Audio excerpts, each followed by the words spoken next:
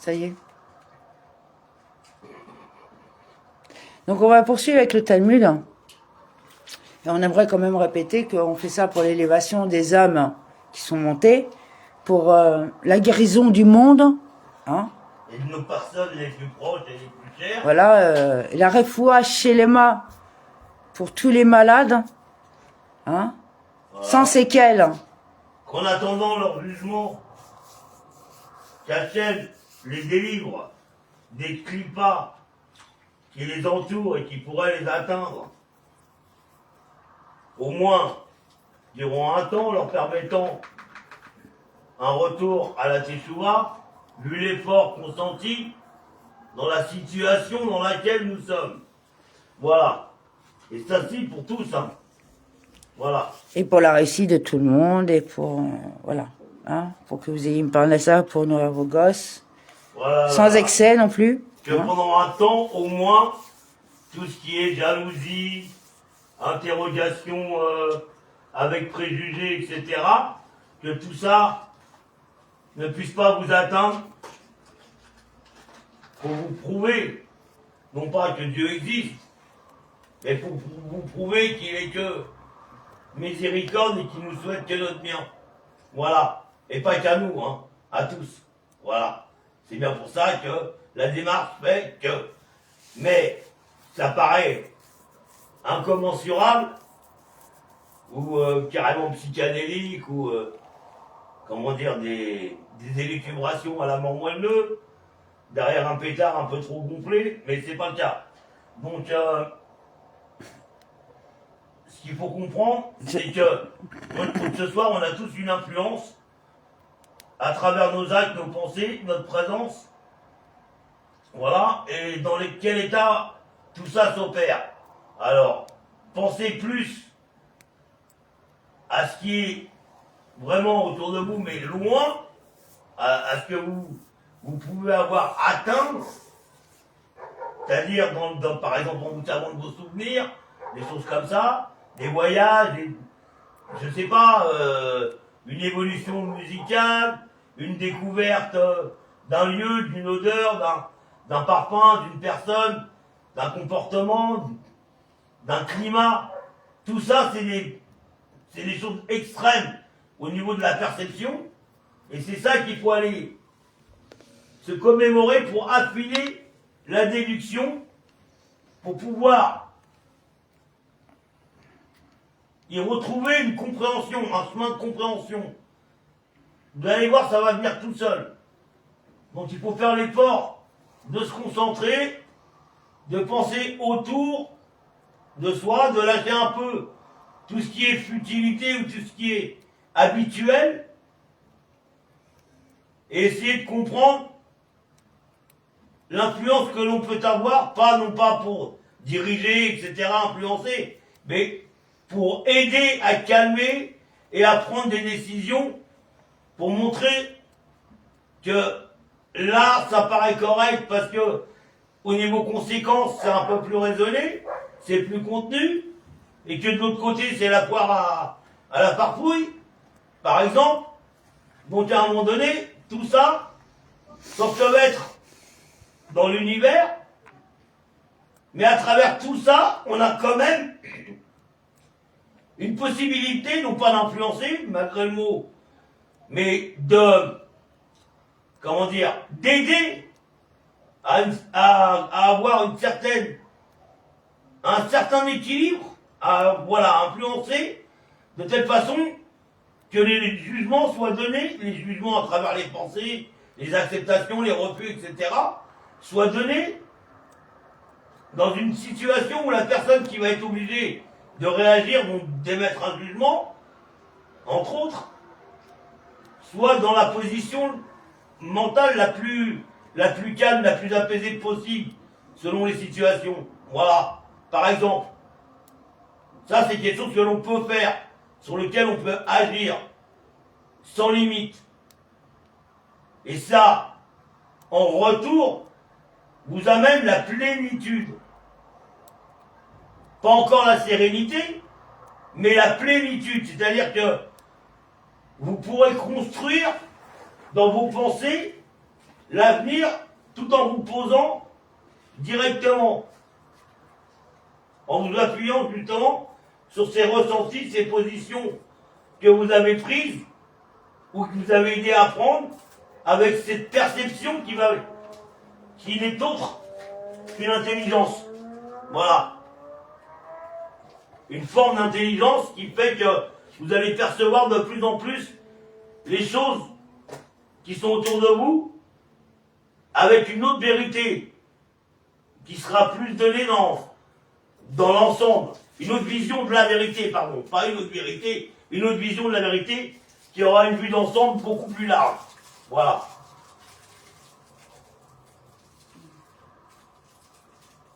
C'est ce qui fait que une bénédiction peut avoir une portée individuelle ou une portée universelle.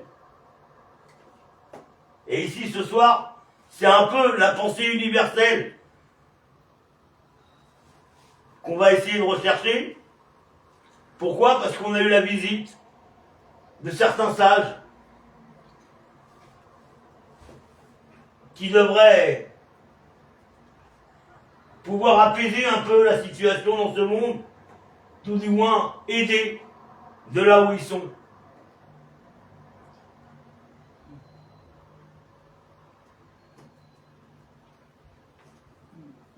Oui, mais je vais faire de la nuit. Hein? T'as compris? Non, bah, c'est pas coupé, là. Ouais, c'est bon. Vas-y, continue, vas-y. Non, mais c'est bon, je vais pas meubler. Expliquer pourquoi la bénédiction, c'est tout. Ouais, puis pour les personnes âgées, on peut continuer. Pour les gens éloignés. Voilà, bon, après on a sur PDF, là, on n'a pas tout parce qu'on est un peu exigeant sur les sites sur lesquels on va, parce qu'on voudrait que ça reste cachère. Mais mais par vous-même, vous pouvez chercher d'autres écritures. Il y a les Télim, ça c'est quelque chose de courant. Mais il y a d'autres livres de Maïmonide, du Rambam, qui sont en édition. Et nous, on va essayer de s'efforcer d'en trouver 2-3, si on peut avoir le livre sur les poisons et... Tu vois ce que je veux dire? Ah, le Rambam. Ouais, pour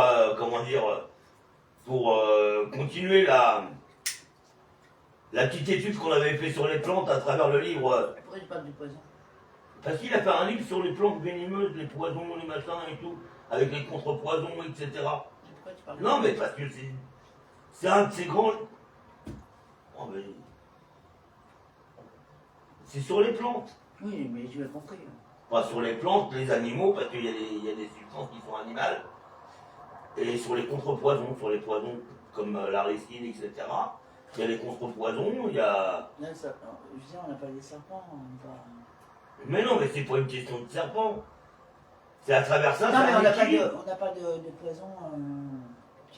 la natura, on va... Ouais, on a beau dire aux gens, parce que nous, personne... Ouais, on a beau dire aux HLM que c'est quand même dangereux de laisser un plan de datura, pardon, à l'entrée de l'immeuble, juste devant la porte, parce que les fleurs sont à la hauteur des gosses, les plus jeunes. Ça pousse tout seul, hein. Et puis ça pousse tout seul, quoi, voilà.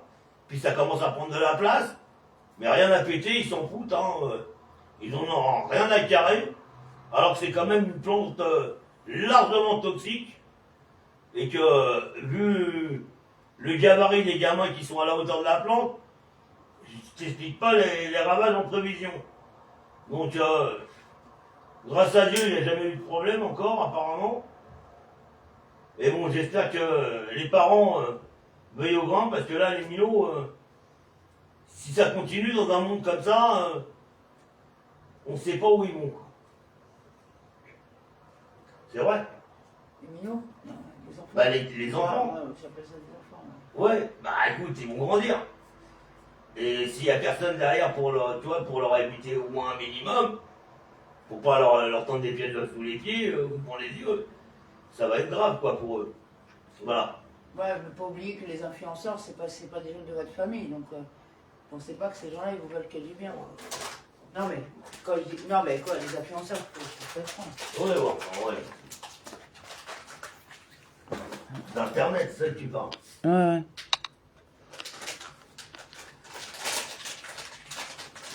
Ouais, faites attention, tout de même.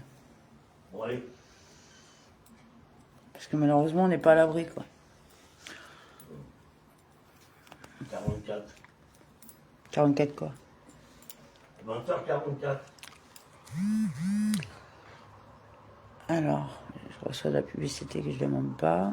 Alors, on continue avec le Talmud. Donc, si Dieu veut. Donc, attends, on va lire comme ça. Shabbat, artisanat interdit, le Shabbat et les lois liées au caractère sacré de cette journée.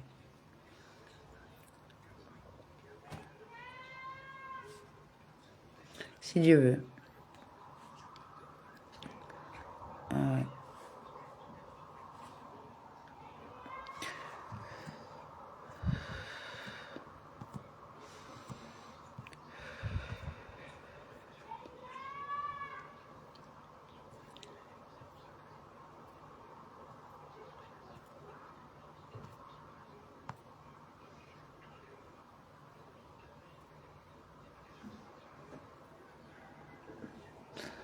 Alors, on en était à...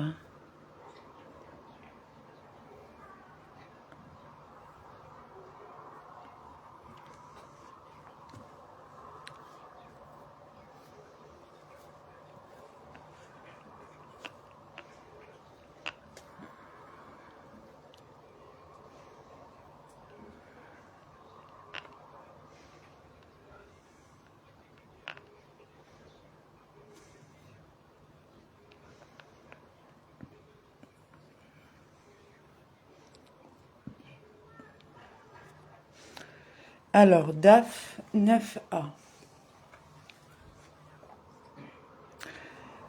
Via l'espace aérien au-dessus, c'est-à-dire qu'il a élevé l'objet à plus de 10 paumes au-dessus du sol, du domaine public, qui est un domaine exonéré, mais il est néanmoins tenu de le transporter dans le domaine public. D'autre part, dans la Tosefta, il est dit que si l'objet est passé par un domaine exempté, il est exempté par la loi de la Torah, de la peine pour son passage d'un domaine à l'autre. La Guémara rejette cette réfutation car il est possible de distinguer les cas. Là, dans la Lara énoncée par Rava, l'objet ne s'est pas arrêté dans un domaine exempté. Il a simplement traversé son espace aérien. Cependant, ici, lors du transfert via le seuil, l'objet s'est arrêté dans un domaine exempté et par conséquent, l'acte d'exécution a été divisé en deux actions distinctes, dont aucune n'implique une interdiction de la Torah. Plus tard, dans la Tosefta, Harerim dit, selon les circonstances, un seuil dessert deux domaines. Lorsque l'entrée est ouverte, le seuil est englobé dans la maison et il est considéré comme un domaine privé comme l'intérieur de la maison. Et lorsque l'entrée est verrouillée, le seuil n'est pas englobé dans la maison et il est considéré comme un domaine public comme l'extérieur. La Guémara s'interroge. Lorsque l'entrée est ouverte, le seuil est considéré comme un domaine privé. Et est-ce ainsi même s'il n'y a pas de poteau sur le côté? Rav Hama Bar Guriya n'a-t-il pas dit que Rav a dit l'ouverture dans le mur, c'est-à-dire la porte, nécessite un autre poteau pour permettre le transport? La cloison symbolique doit être établie sur le côté de l'ouverture pour que cette porte soit considérée comme fermée et permette d'y circuler comme un domaine privé à part entière. Dans la Tosefta, aucune mention n'a été faite de la nécessité d'un tel poste. Et si vous dites que la Tosefta fait référence à un seuil qui n'a pas une superficie de 4 largeurs de main sur 4, qui n'est pas considéré comme une zone indépendante et ne nécessite donc pas de poste. Ravama Bar Guriya n'a-t-il pas dit que Rav a dit explicitement l'ouverture, même si elle n'est pas une superficie de 4 largeurs de main sur 4, nécessite un autre poteau pour permettre le transport?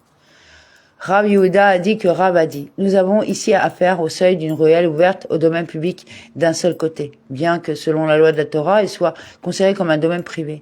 Les sages lui ont demandé d'établir une quatrième cloison symbolique du côté ouvert au domaine public. Cette ruelle était couverte, et cette couverture s'étendait sur une partie du seuil de telle sorte que la moitié de celle-ci était couverte et l'autre moitié ne l'était pas. Et la couverture s'étendait sur la partie du seuil vers l'intérieur. Dans ce cas, si l'entrée est ouverte, son statut juridique est comme celui de l'intérieur, car on considère qu'il y avait une cloison s'étendant du bord de la toiture du haut vers le bas. Selon le principe alarique, abaisser la cloison, l'ouverture de la ruelle est ainsi scellée. ce qui en fait un domaine privé. Cependant, lorsque l'entrée est verrouillée, il n'est plus possible de considérer le revêtement comme une cloison. Et donc la partie du seuil qui se trouve au-delà de la porte verrouillée de la ruelle est considérée comme l'extérieur, c'est-à-dire comme un domaine public. Ravachi a dit: en fait, nous pouvons dire que nous avons fait affaire au seuil d'une maison et dans une circonstance particulière, un cas où il a recouvert le seuil de 2 poutres. De plus, ni cette poutre n'a 4 largeurs de main, ni celle-ci n'a 4 largeurs de main. Il n'y a pas un espace de 3 largeurs de main entre celle-ci et celle-là. Il y a une porte entre les 2 poutres. Dans ce cas, lorsque l'entrée est ouverte, puisqu'il y a un espace de moins de 3 paumes entre les poutres et que, selon le principe de la vide, tout espace inférieur à 3 paumes est considéré comme inexistant. Les 2 poutres sont considérées comme être un large faisceau. On considère qu'il y avait une cloison s'étendant du bord de la toiture du haut vers le bas.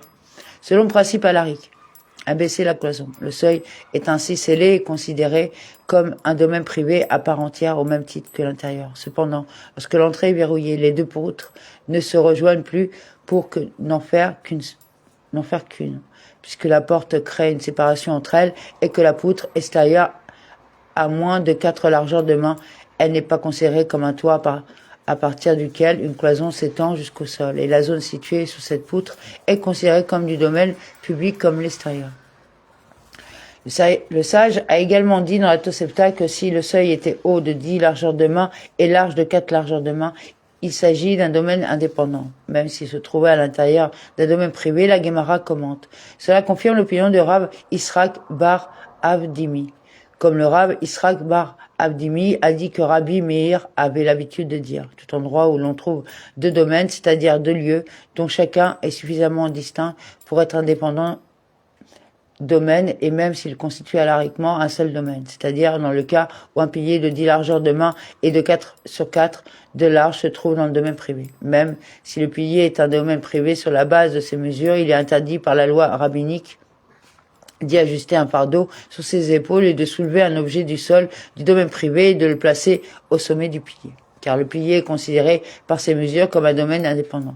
Elle est interdite par un arrêté pris par les sages en raison d'une situation similaire. Le cas d'une butte de cette taille est dans le domaine public. Dans le domaine public, soulever un objet du sol et le poser sur le tertre constitue une violation de l'interdiction de la Torah de passer du domaine public au domaine privé. Ainsi, les sages ont interdit de placer un objet sur un pilier, même dans le domaine privé. Daf 9b. Mishnah. Après avoir traité du sujet limité et défini de la halachot de l'exécution du Shabbat, la Mishnah commence à traiter la halachot du Shabbat de manière chronologique, en commençant par les activités que l'on ne peut pas accomplir avant le début du Shabbat. En ce qui concerne la conduite quotidienne, la Mishnah dit: une personne ne peut pas s'asseoir dans le barbier à côté de l'heure de Minra avant d'avoir récité la prière de l'après-midi.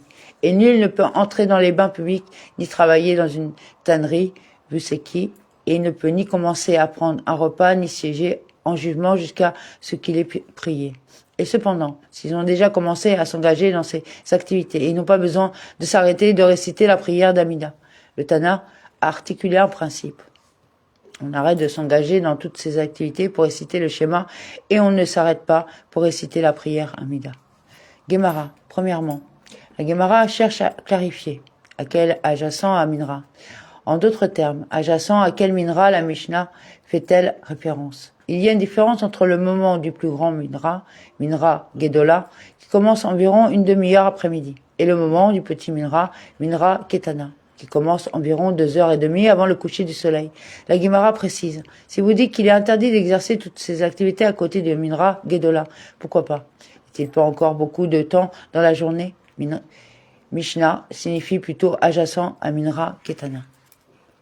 La Gemara demande, dans ce cas, s'ils ont commencé, ils n'ont pas besoin de s'arrêter. Disons que ce sera une réfutation concluante de l'opinion de Rabbi Yehoshua ben Levi. Comme l'a dit Rabbi Yehoshua ben Levi, une fois l'heure de la prière de l'après-midi arrivée, il interdit à quiconque de goûter quoi que ce soit avant de réciter l'après-midi prière. L'implication est que même si l'on commence à manger, il faut arrêter. Au contraire, cette explication est rejetée et la Gemara dit, en fait, la Mishnah fait référence à adjacent à Minra Gedola. Et la déclaration de Rabbi Yehoshua ben Levi fait référence à adjacent à Minra Ketana. En réponse à la question, si la Mishnah signifie adjacente à Minra Gedola, ne reste-t-il pas beaucoup de temps dans la journée? La Gemara explique que chacune des activités énumérées dans la Mishnah est réalisée de manière particulièrement chronophage. Lorsque la Mishnah disait « Une personne ne peut pas s'asseoir devant le barbier », cela faisait référence à une coupe de cheveux de Ben Elazar, dont la coupe de cheveux était très compliquée et nécessitait plusieurs heures. Lorsque la Mishnah dit « Une personne ne peut pas entrer dans les bains publics adjacents à Minra », cela fait référence à toutes les questions liées à une visite au bain public. Non seulement se laver, mais aussi se laver les cheveux, se rincer et transpirer. Et il ne peut pas entrer dans la tannerie adjacente à Minra. Et la référence est une grande tannerie où se trouvent de nombreuses peaux qui nécessitent un tannage et il doit initier le processus de tannage depuis le début. Et il ne peut pas entrer pour manger. La référence est à un gros repas qui dure longtemps. Et il ne peut pas entrer pour siéger au jugement. Fait référence à un juge qui entre au début du procès et en général, il faudra beaucoup de temps avant qu'un verdict soit rendu. Rav Bar Yaakov a dit, en effet, la Mishnah peut être expliquée comme faisant référence à Minra, Gedola. Et en fait, même notre coupe de cheveux ordinaire est interdite. Ab initio, pourquoi ne peut-il pas s'asseoir devant le barbier à côté du temps de Minra? En raison d'un décret, les ciseaux ne se cassent pas. Et un temps considérable s'écoule jusqu'à ce qu'il prépare les ciseaux et ou en obtienne d'autres. Parce que la Mishnah dit, une personne ne peut pas entrer dans les bains adjacents à Minra. Cela est interdit même si elle y entre juste pour transpirer. Ab initio, pourquoi ne peut-il pas entrer? En raison d'un décret émis par les sages. Il ne s'évanouira pas dans les bains publics et un temps considérable s'écoulera jusqu'à ce qu'il se rétablisse. Il ne peut pas entrer dans la tannerie adjacente à Minra, même s'il a simplement l'intention d'examiner les peaux. Ab initio, pourquoi ne peut-il pas entrer? En raison de la crainte qu'il remarque peut-être des dommages à sa marchandise et qu'il s'inquiète et vienne restaurer ce qu'il a été ruiné. Et il ne peut pas entrer pour prendre un repas adjacent au moment de Minra, ce qui fait même référence à un petit repas. Ab initio, pourquoi ne peut-il pas entrer? On craint qu'il ne vienne peut-être prolonger son repas pendant longtemps. Et il ne peut pas entrer pour siéger en jugement à côté du moment de Minra. La Mishnah fait référence même à la conclusion du procès. Ab initio, pourquoi ne peut-il pas entrer? Craignant qu'il trouve peut-être une raison contrairement à ce qu'il pensait initialement et qu'il annule complètement le verdict, ce qui nécessiterait la reprise du procès depuis le début. Nous avons appris dans la Mishnah que s'il commençait l'une des activités mentionnées ci-dessus, coupe de cheveux, bain, tannerie, repas et jugement, il n'était pas tenu de s'arrêter. La Gemara a demandé à partir de quand elle se considérait comme le début de la coupe de cheveux. Rav Ava a dit à partir du moment où il met la blouse de barbier sur ses genoux. Et à partir de quand est-il considéré comme le début du bain? Rav Avin a dit à partir du moment où celui qui entre dans les bains pour se baigner enlève son enveloppe extérieure, son manteau. Et à partir de quand elle se considérait comme le début de sa visite à la tannerie? À partir du moment où il noue le tablier de cuir entre ses épaules, mais iré. Et à partir de quand elle se considérait comme le début de manger? Rav a dit à partir du moment où il se lave rituellement les mains pour le repas. Et Rabbi Hanina dit à partir du moment où il desserre sa ceinture.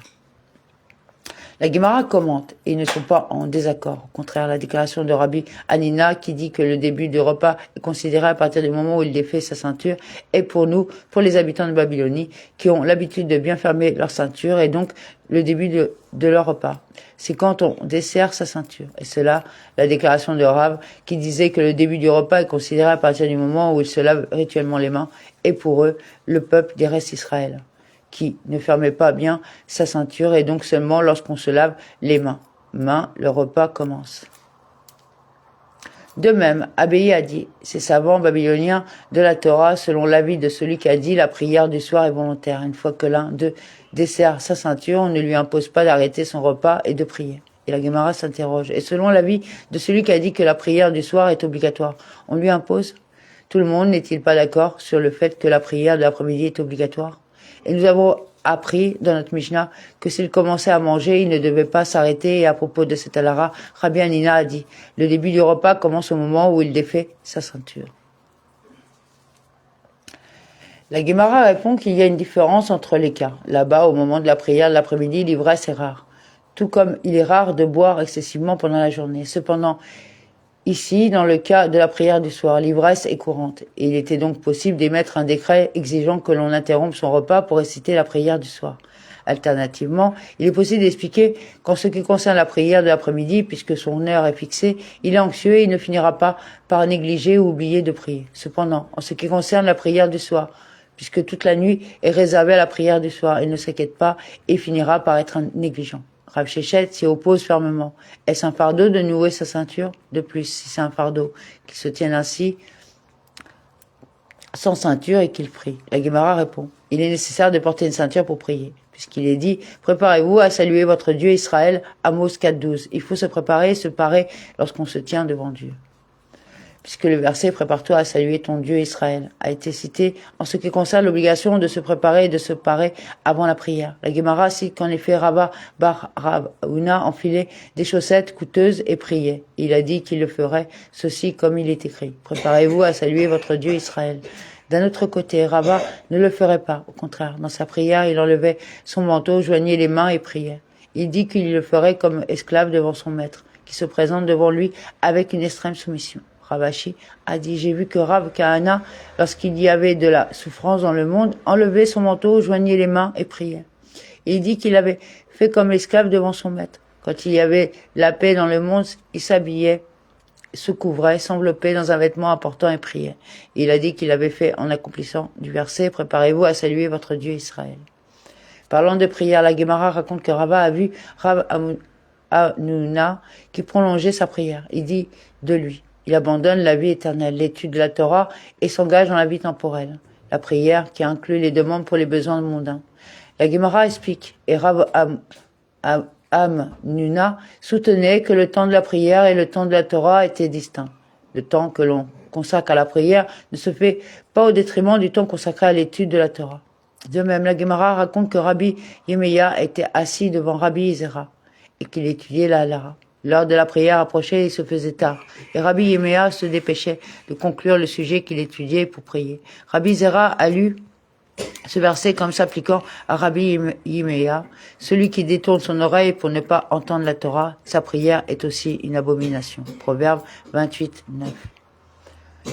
Nous avons appris que si quelqu'un entre pour siéger en jugement à côté de Minra, il n'a pas besoin d'interrompre le procès et de prier. La Guémara précise à partir de quand est-elle considérée comme le début d'un procès. Le rabbin Yemeya et le rabbin Yona n'étaient pas d'accord. L'un d'entre eux a dit que cela commençait à partir du moment où les juges s'enveloppaient dans leur châle de prière, comme les juges avaient l'habitude de le faire avant de siéger en jugement. Et l'un d'eux a déclaré que le jugement commence à partir du moment où les justiciables commencent à articuler leurs prétentions. La Guémara commente, et ils ne sont pas en désaccord. Cette Amora, qui dit qu'elle date du début des plaideurs, fait plutôt référence à une affaire dans laquelle ils étaient déjà engagés dans un procès antérieur, et les juges étaient déjà enveloppés dans leur châle de prière. Et c'est Amora qui dit que cela vient du moment où les juges s'enveloppent dans leur châle de prière, fait référence à un cas où ils n'étaient pas engagés dans un procès antérieur, et par conséquent le procès commence lorsqu'ils s'enveloppent dans la prière châle. En parlant de jugement, la Guémara raconte que Rav Ami et Rav Assi s'asseyaient et étudiaient entre les piliers sous la salle d'études. Et à chaque heure, ils frappaient au verrou de la porte et disaient « S'il y a quelqu'un qui a un cas de nécessite un jugement, qu'il entre et se présente devant nous. » La Guémara raconte également que Rav Ishda et Rabba bar Ravuna siégeaient en jugement toute la journée et que leur cœur s'affaiblissait à cause de la faim. Par conséquent, Ravia bar Rav de Difti leur enseigna une beretta concernant le verset. Et ce fut le lendemain et Moïse s'assit pour juger le peuple et le peuple se tint auprès de Moïse depuis le matin jusqu'au soir. Exode 18-13. Vous vient-il à l'esprit que Moïse resterait assis et jugerait toute la journée? Si oui, quand son étude de la Torah a-t-elle été achevée? Au contraire, le verset vient sûrement vous dire, tout juge qui juge honnêtement un juge vrai, même s'il ne siège qu'une heure pour juger. Le verset est attribué comme s'il devenait l'associé du Saint béni soit-il dans l'acte de création, car au moyen d'un véritable jugement. Il soutient le monde, mais il rit. Cette conclusion est dérivée au moyen d'une analogie verbale, Gezerah, Shava. Il est écrit ici, et le peuple se tenait auprès de Moïse depuis le matin jusqu'au soir. Il est écrit là, dans l'acte de création. Et ce fut un soir et ce fut un matin, un jour Genèse 1.5. La soirée est une partie de la matinée, sont considérées comme une journée entière. Dans ce domaine également, il suffit que les juges ne siègent qu'une partie de la journée et il n'est pas nécessaire qu'ils se meurent de faim en siégeant toute la journée. La Guémara interroge plus loin. Jusqu'à quand siège-t-il en jugement? Quelle est l'heure habituelle à laquelle le tribunal s'ajourne? Rav Shechet a dit, jusqu'à l'heure du repas à midi. Rav Hama a dit, quel est le verset qui fait allusion à cela? Comme il est écrit, malheur à toi, pays où ton roi est un enfant, où tes ministres mangent le matin. Heureux es-tu, pays de ce que ton roi est libre et que tes ministres mangent à temps avec force et non dans l'ivresse. Ecclésiaste 10, 16, 17. Il interprète le verset. Les ministres d'un bon pays s'assoient pour manger seulement après s'être engagés dans la force de la Torah et dans le jugement et non dans l'ivresse du vin. Les sages ont enseigné dans une beretta, manger aux premières heures du matin est le moment de manger pour les ludim, qui sont membres d'une nation de cannibales. Ils sont affamés et pressés de manger. La deuxième heure est le moment où les voleurs sont mangés. Comme ils passent la nuit à voler, ils mangent tôt le matin. La troisième heure est le moment du repas pour les héritiers, c'est-à-dire les personnes qui ont hérité de beaucoup d'argent et qui ne travaillent pas pour leur subsistance. Leur seule préoccupation au matin est de manger. La quatrième heure est le moment du repas pour les ouvriers. La cinquième heure est le moment du repas pour tous. La Gemara demande, est-ce vrai? Rav Papa n'a-t-il pas dit que la quatrième heure est l'heure du repas pour tous? Modifiez plutôt, la déclaration est dite. La quatrième heure est le moment du repas pour tous. La cinquième heure est le moment du repas pour les travailleurs qui n'ont pas le temps de manger à l'avance. La sixième heure est le moment du repas pour les érudits de la Torah car d'ici là, le tribunal siège. La Gemara ajoute, celui qui mange désormais est comme s'il jetait une pierre dans un tonneau. Ce qui signifie qu'à ce moment-là, cela ne contribue plus à la santé du corps. Abéi a dit, nous avons seulement dit que manger à partir de la sixième heure n'est pas bénéfique, parce qu'il n'y a rien goûté le matin. Cependant, s'il a goûté quelque chose le matin, cela ne nous pose aucun problème.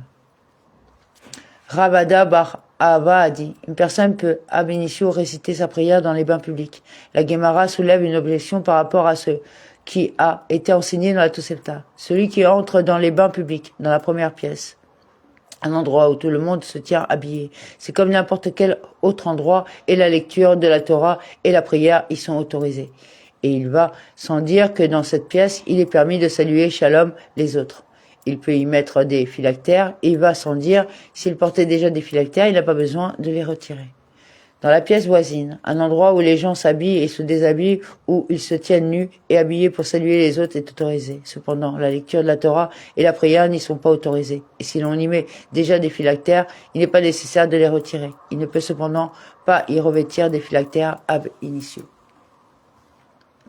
Dans la pièce la plus intérieure, où les gens se tiennent nus, il n'est pas permis de saluer les autres et bien entendu, la lecture de la Torah et la prière y sont interdites. Et s'il met des phylactères, il doit les retirer et bien entendu, il ne peut pas les y mettre ab initio. Apparemment, la Tosefta contredit la déclaration de Ravada bar Ahava car il faisait sans aucun doute référence à la pièce la plus intérieure des bains, qui seule est simplement appelée bain. Et selon lui, on peut y prier ab initio. La Gemara répond, lorsque Ravada bar Ahava a prononcé sa halara, il faisait référence à des bains publics vides, dans lesquels il n'y a personne. La Gemara demande, Rabbi Yosi bar Hanina n'a-t-il pas dit, et ce qui concerne les bains publics, dans lesquels ils ont dit qu'il est interdit de prier, l'interdiction existe, même s'il n'y a personne à l'intérieur? En ce qui concerne la salle de bain, dans laquelle il est interdit de prier, l'interdiction existe. Mais s'il n'y a pas d'excréments dedans, certes, puisque le lieu sert un but répugnant, il est inapproprié d'y prier à tout moment. La Gemara répond, lorsque Ravada a fait sa déclaration, il faisait référence à un nouveau bain, qui n'avait pas encore été utilisé pour le bain. La Gemara demande, Ravina n'a-t-il pas soulevé un dilemme devant Ravada à ce sujet, un endroit que l'on désigne comme salle de bain? Quel est son statut juridique en ce qui concerne la prière à cet endroit? Y a-t-il une désignation comme facteur significatif et déterminante dans ce cas-ci? Ou bien la désignation n'est-elle pas une question halakhiquement significative? Et le dilemme n'était pas irrésolu pour lui.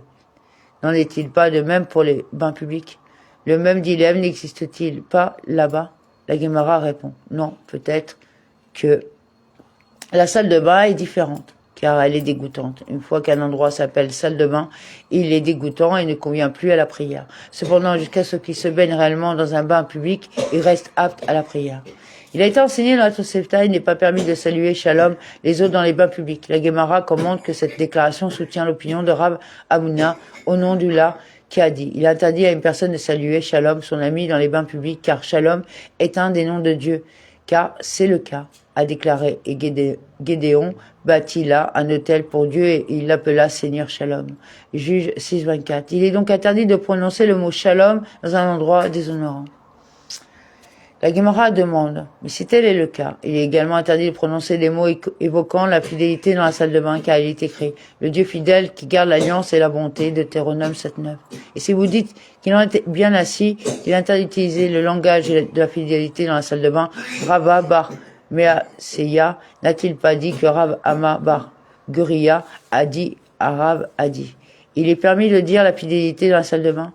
La Gemara répond, il y a une différence entre les termes. Là, le nom de Dieu lui-même n'est pas appelé de cette façon comme nous le traduisons par Dieu fidèle. Cependant, ici, le nom de Dieu lui-même est appelé Shalom, comme il est écrit.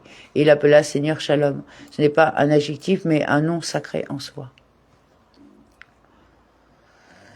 Accessoirement à la déclaration alarique en son nom, la Gemara cite également une autre déclaration selon laquelle Rava bar Measeya a dit que Rav Ama bar Guriya a dit que Rav a dit. Celui qui donne un cadeau à un autre doit l'informer qu'il le lui donne. Comme il est dit, observez seulement mon Shabbat, car c'est un signe entre moi et vous, pour que vos générations sachent que je suis Dieu, que vous sanctifiez. Exode 31.13. Lorsque le Saint béni soit-il donna le Shabbat à Israël, il dit à Moïse de les en informer. Cela a également été enseigné dans une Beretta. Le verset déclare, car je suis Dieu qui vous sanctifie. Ce qui signifie que le Saint béni soit-il a dit à Moïse, j'ai un bon cadeau dans mon trésor et Shabbat est son nom. Et je cherche à le donner à Israël. Allez les informer. De là, Rabban Shimon ben Gamiel a dit, celui qui offre du pain à un enfant doit informer sa mère qui lui a donné. La Gemara demande, que fait-il à l'enfant pour que sa mère sache qu'il lui a fait un cadeau? Abiya a déclaré, il devrait l'enduire d'huile ou placer une ombre bleue autour de ses yeux de manière évidente. Lorsque la mère de l'enfant le remarquera et l'interrogera, il lui dira qu'un tel lui a donné un morceau de pain. La Gemara demande, et maintenant que nous sommes préoccupés par la sorcellerie impliquant de l'huile ou du fard à paupières, que doit faire celui qui offre un cadeau? Rav Papa a dit, il doit l'enduire de nourriture du même type que celle qui lui a donné à manger. Concernant la halara elle-même, la Gemara demande, est-ce vrai? Rav Ama bar Hanina n'a-t-il pas dit, celui qui fait un cadeau à son ami n'a pas besoin de l'en informer, car Dieu a fait briller le visage de Moïse et pourtant il est dit à propos de Moïse. Et Moïse ne savait pas que la peau de son visage resplendissait quand il lui parlait. Exode 34.29. La Gemara répond, ce n'est pas difficile. Lorsque Rav Ama bar Hanina a dit qu'il n'avait pas besoin de l'informer, il faisait référence à une question qui est susceptible d'être révélée. Lorsque Rabban Shimon ben Gamiel a dit qu'il devait l'informer, il faisait référence à une question qui ne sera probablement pas révélée. La Gemara a demandé, si oui, le Shabbat n'est-il pas susceptible d'être révélé, car il sera nécessaire de les informer du Shabbat avec les autres mitzvot? Pourquoi Moïse a-t-il été invité à les informer séparément du Shabbat? La Gemara répond, le don de sa récompense n'est pas susceptible d'être révélé. Il était nécessaire de les informer d'un cadeau aussi extraordinaire. La Gemara raconte que Rav Hishda prenait dans sa main deux dons du sacerdoce séparés d'un bœuf. Il dit, qui conviendra me dire une nouvelle halara au nom du Rav, je lui offrirai ses cadeaux. Rava bar Measeya lui dit, Rav a dit ce qui suit. Celui qui fait un cadeau à son ami doit l'informer, comme il est dit, pour savoir que je suis Dieu qui te sanctifie. Il a offert le cadeau à Rava bar Measeya. Rava bar Measeya a dit à Rav Hishda, les halarotes du Rav vous sont-ils si chers? Rav Hishda lui dit, oui. Rava bar Measeya lui dit, voici ce que Rav a dit, la laine fine et précieuse pour ceux qui la portent. Rav Yaakov Emden, ce qui signifie que seule une personne habituée aux articles délicats peut apprécier leur qualité. Rav Hishda lui dit avec enthousiasme, est-ce que Rav a dit cela? Cette dernière affirmation me semble préférable à la première. Et si j'avais un autre cadeau dans les mains, je te l'offrirais.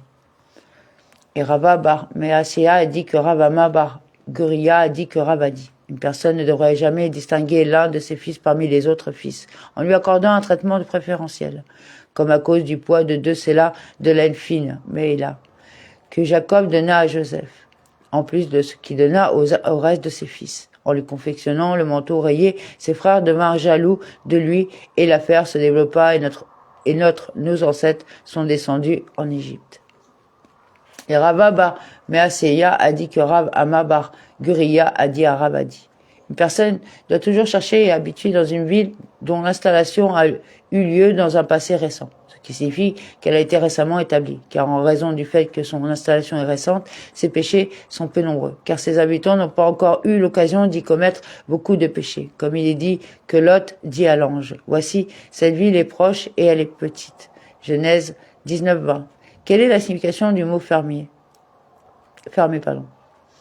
Si vous dites qu'il est proche et vraiment petit, pourquoi avait-il besoin de dire cela à l'ange? Ne l'ont-ils pas vu? Au contraire, le sens du mot fermé doit être parce que son règlement est proche, qu'il avait été récemment réglé et que ses péchés étaient donc peu nombreux.